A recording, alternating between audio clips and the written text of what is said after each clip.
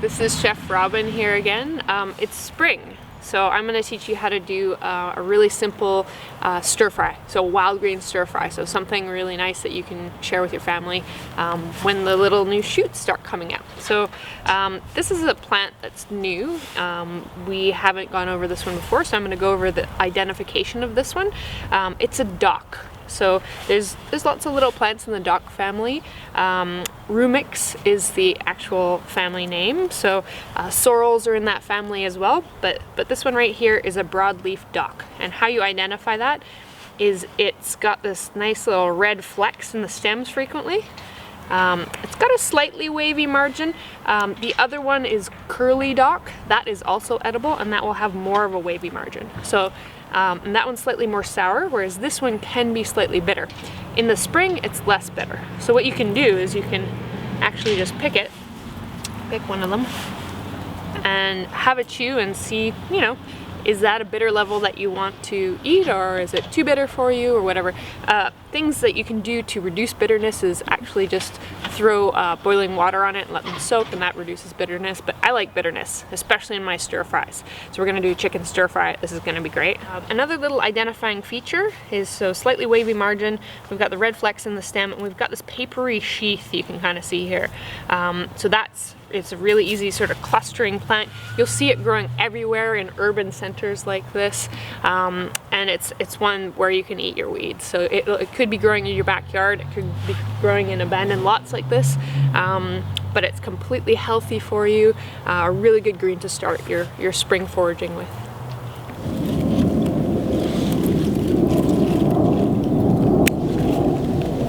All right, there we go. So other things that you can throw into your stir fry if you see them around, nettle. So this is stinging nettle. I don't have gloves with me, so I'm not going to be picking this, but if I had gloves with me, pick a little bit of nettle, throw that in your stir fry as well. So that's a lovely little addition. It's sort of like a spinach. And then here's some dandelion right here. So if you want to pick some of that and throw it in spring, things are less bitter, they're more tender, and they're perfect for this. So those are two more things that you can play with in your stir fry. We're here with some broadleaf dock that we've just picked out of the urban forest. And we're gonna cook that into a really, really simple stir fry so that you can see how to eat your weeds. So these are the ingredients that I'm going to be working with today. So I've marinated my chicken. We'll put up a little recipe for you so you can follow through the right proportions and that sort of thing. Just marinated in a bit of soy sauce, and I have a lovely BC Riesling that I've added to this as well. You can use sherry, you can use lots of different things. So I've marinated my chicken cubes. I'm also using, you can use regular mushrooms, but I've got some beautiful morels that I picked in the fall. So in the full foraging program, you learn about wild mushrooms and how to pick them. So these I dried, and I just reconstituted them. So I just boiled some broth and put the dry mushrooms in, and now they're gonna add to our lovely stir fry. Morels are like one of the most expensive and beautiful mushrooms to work with. So these are really good ones to know how to find on your own. And they come up in the cities, and they come up in lots of really cool places. So those are really yummy. I have some really nice fresh vegetables. You know, like I said before, you can use lots of different vegetables. Bok choy is another one that I like to use in this, but we're just using zucchini, a little bit of leek instead of onion, because I like leek better than onion. Some carrots. We got the red pepper, cabbage, a little bit of ginger, lemongrass because I had it in the fridge, and then the feature ingredient is this lovely broadleaf dock. So, and this is sort of like a spinach. So I'm gonna add this at the end of the process. I'm gonna chop it up and add it and wilt it. And it's gonna add some really nice nutrients because it's spring right now. So all these really young young leaves are really, really full of vitamins, and they're really, really good for you. So I wanna start using those in things like stir fries. So I'm going to first get my vegetables prepared. I'm gonna use 1 clove of garlic. And garlic, I really like using organic garlic. It's way more expensive, I know, but the amount of flavor you get out of organic garlic is just, 6 times the amount. So I have to use less garlic to get the same flavor. And it's better for the earth, right? So there's my 1 clove of garlic. I've got some lemongrass, which I'm just gonna I like the floral component that lemongrass adds. So I'm just gonna add like a little bit just for a hint. And then I've got maybe about a tablespoon of ginger that I'm gonna throw in as well. These are my aromatics and that's added at the end of the dish. The nice thing about a stir fry is really you can, you know, add any vegetables that are left over in your fridge or whatever. Kind of anything goes, anything you like goes, right? The key to a stir fry is just making sure you don't overcook anything, like overcooking the meat or overcooking the vegetables. So it's a lot of like fry, then remove it from the pan and leave it to the side instead of just throwing everything in and then overcooking your chicken and, you know, maybe your carrots are too crunchy and that sort of thing. So it is a really simple process, but you know, you just have to watch your timing. Red peppers can stand being cooked a little bit longer. Zucchini is one of those things you wouldn't want to overcook. So I usually cut my zucchini a little bit thicker so that it holds its shape and it doesn't turn to mush in the pan. Leeks, you kind of have to watch that they're not dirty. This one is, so I'm going to give it a wash. So our feature wild ingredient that we just picked out of the beautiful sunny spring day is this dock. So one thing I'll check with dock, the reason you want to pick it in spring, because dock in the other times of the year, like summer, is usually too tough and it gets bitter and it gets sort of like just not palatable. So in spring, it's really, really good. But what you want to do is you want to pick the younger stems are better because they're more tender, right? And they're less bitter. So what I usually do is just grab a little piece of the stem and check it. That's not too tough. It's not bitter. This is really nice and lemony, so this is going to add a nice component to the dish. So what I'll do now is just cut it up.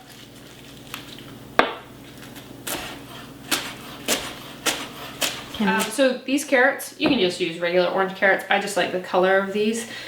These are heirloom carrots. And what I like doing with these is I like having a little bit of a crisp aspect to any stir fry, actually to any dish. You want to think about the texture of a dish when you're making it.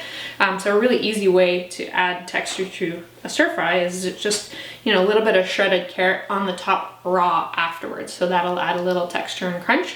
You can also use peanuts, stuff like that. Bean sprouts, anything that's like fresh and that's gonna add, you know, it's gonna add a cool component to your dish as well. So you got that like hot, cold contrast. Spices. So again, you know, I encourage people to be creative in the kitchen, but so coriander here, this is coriander seed, and I've used the little pink peppercorn. You can use black peppercorn or just cracked pepper, that's fine. And you can use red chili flakes, that's kind of common, but I'm using chili arbol, so I'm using just a little sort of for a little bit of a picante in my stir fry. And all I've done is thrown those three things in to my mortar and pestle there, and I'm just gonna grind that up and add it to the dish. Pink peppercorns are kind of a little bit softer than black pepper, I find. It's got like, I don't know, it's just a more mild flavor, kind of like a white pepper in that way. They can also add sort of a nice color to your dish. Pink peppercorn, if you just take the roll them in your hands, you get the shells out and then you can sprinkle them over dishes for like a little pink accent.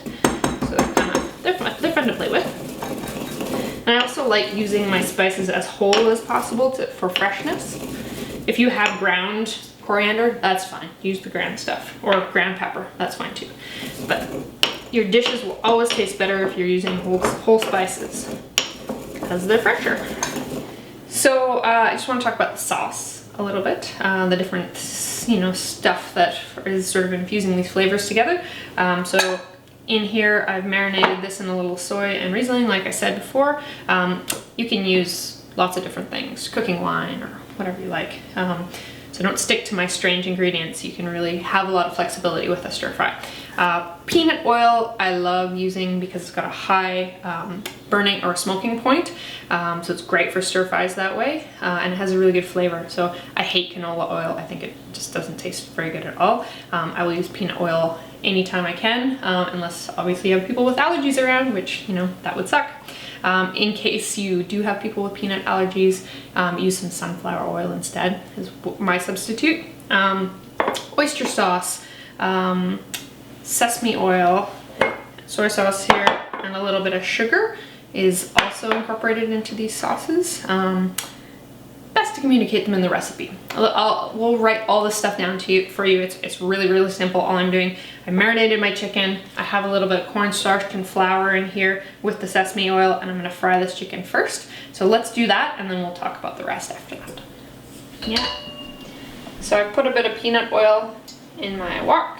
You don't have to use a wok, you can use a regular frying pan. And then this is my chicken, obviously, which I'm throwing into my flour, cornstarch, and sesame concoction. So I'm just going to toss that around a little bit, and then I'm going to cook it and brown my chicken. So one key thing about cooking your chicken is you just want to make sure you don't overcook it or undercook it. You also want to make sure that you cook all your chicken on one layer. You don't want like raw ones sitting on top of the cooked ones. And you also don't want to stir too much. You want the chicken to brown on its side, so just leave it. So you want that on medium-high heat, and you're gonna cook it until it's brown on one side, and then flip it over, cook the other side. And to check if it's done, just take a piece and pull it apart. Make sure you don't overcook that chicken. There's a real, people love overcooking chicken because they're worried about salmonella and all that sort of stuff. But, tough chicken is just the worst thing that you can eat. So just, check the inside. It's okay. You don't have to be, an utterly perfect chef. So you can see that's nice and brown. So I'm just going to flip these around. So I'm just putting my vegetables all in. And I'm leaving my aromatics out for the end. I'm taking the morel broth drippings and use those like that.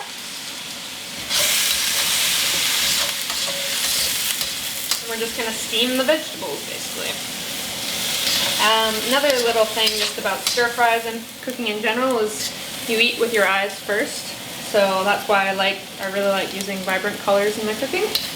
Because then when people sit down to the table, they're just like, look at the beautiful colors. It starts the meal off well. So I just chopped my morels up, and I'm just going to add those. And previous to that, I was cooking my chicken, and you can see right here, I just cooked it until it was ready, and then I'm just left that to the side, right? So it's perfectly cooked, tender, not overcooked.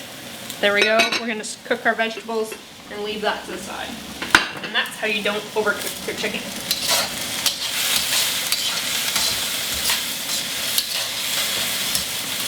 And then at the very end, we're going to add our aromatics, so our garlic, which I'll chop up a bit, and of course, our dock. So we wouldn't want to add that right now, obviously, because it would wilt, start going brown, it would discolor, and you lose your flavor and your freshness that way too. So,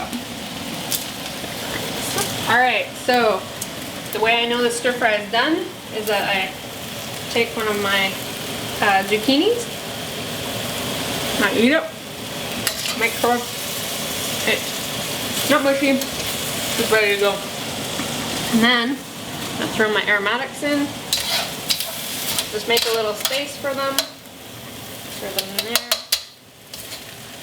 I'm gonna throw my chicken back in so it stays nice and warm.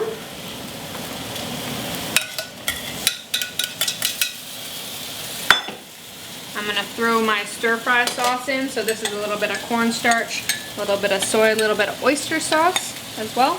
And that's just gonna provide a glaze and a little bit more salt to the mix. And then I'm gonna throw at the very end this in.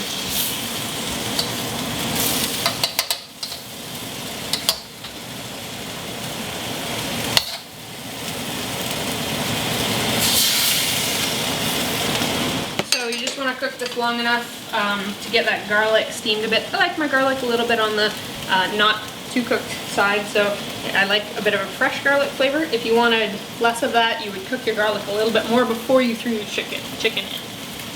Again, it's, cooking is all to each person's taste, so you just want to play with it.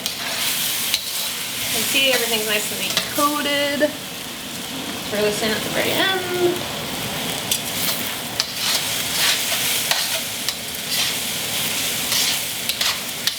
And that keeps all your nutrients of the dock fresh and really keeps the flavor. And it's got great color there. I made some rice beforehand. You can put it on noodles, you can just eat it like this if you're, you want a gluten-free option or whatever. Then I wouldn't add the flour and the thickening agent, but you don't need to put it on rice or anything like that. You can just eat it straight. And it's ready to go. Done.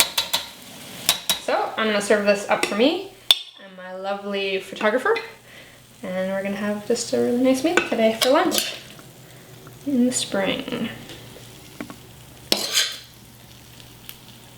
So you've got your chicken, some great veg, and then I'm just gonna put a little bit of carrot on top for freshness. Done.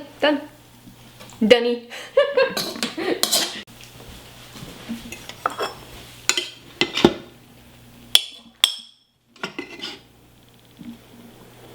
So this is our lunch, just finishing serving it up. If this video was interesting to you and you want to learn more about wild foraged greens, wild mushrooms, just stuff you can find in your urban environment or in your forests, I show you how to cook things as well as how to find them in foraging101.com. So there's a full program there with lots and lots of videos and that sort of thing, and a free series to start you off. So come join us for some more foraging and some more delightful cooking.